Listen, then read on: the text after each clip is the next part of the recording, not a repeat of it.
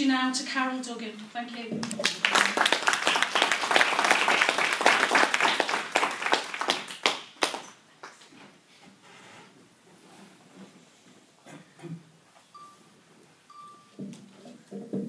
Good afternoon, everybody, and I'd like to thank you all for inviting me here.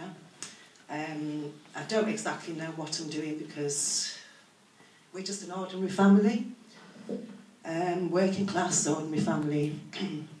Come from Manchester, but my sister went to live in London, met her husband there, stayed in London for 35 years, where she went on to have 2 beautiful sons, Mark and Marlon. Mark did spend some time in Manchester with me, so he did know of his roots. And Mark was just an ordinary young man going about his business, making the best of a working class life in London. We, didn't have any money, but he's made the best of every day of his life that he could, lived for his family and his children. Until the 4th of August, where the Metropolitan Police went out that day and decided to murder somebody, and that person happened to be Mark. Mark was persecuted more or less all of his life. One for being mixed race, but the police don't recognise that because you're black, regardless of your roots.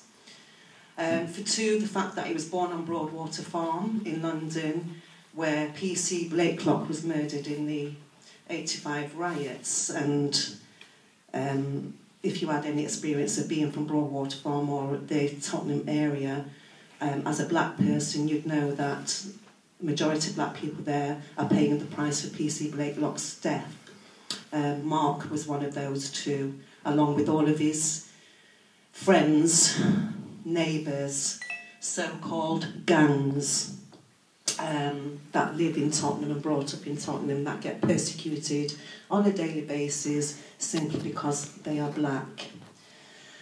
Yes, Mark's death supposedly triggered the riots, and what became quite transparent in watching those riots is the anger of our youths today.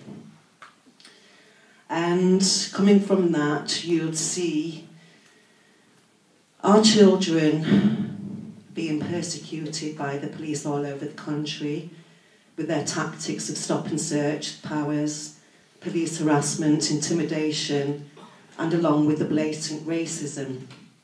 And in this country, as you know, we've had the history of the persecution of different communities with the no black, no Irish, no dogs. Now we have the Islamophobia, which has been brought about by some higher force, in order to keep people fighting each other, because if you keep working class people fighting each other, we're the strength, because there is more of us. But if you get us fighting each other, then the government, the police, and all these agencies can get along with running the country however they want, and that means carrying on killing our kids as and when they feel they want to, in order to create something. Because in my eyes, yes, the riot, which I believe really is an uprising, the riot was actually started by the police.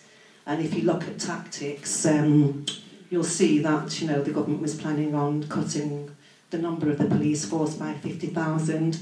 Well, if the police go out and show the government you really need us by doing something like this, then this is what they've done and this is what they will do. And this is why, really, as working class people, regardless of colour, we need to come together in order to fight this government.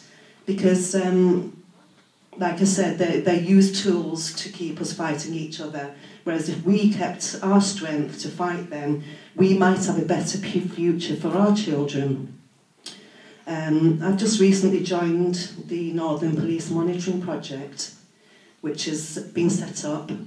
It's an organisation that's independently working together, aside from the police and other state agencies, and that is to support the persecuted communities and to help in their campaigns and to help monitoring the police and to give our youth some advice Because in this country now, I don't even know the law. So our children certainly don't know the law. So we really need to do something to help our children have a better life within this country. I don't think I've got anything else to say as I've just been rushed here. So, like I said, I'd like to thank you all for coming and thank you for having me here.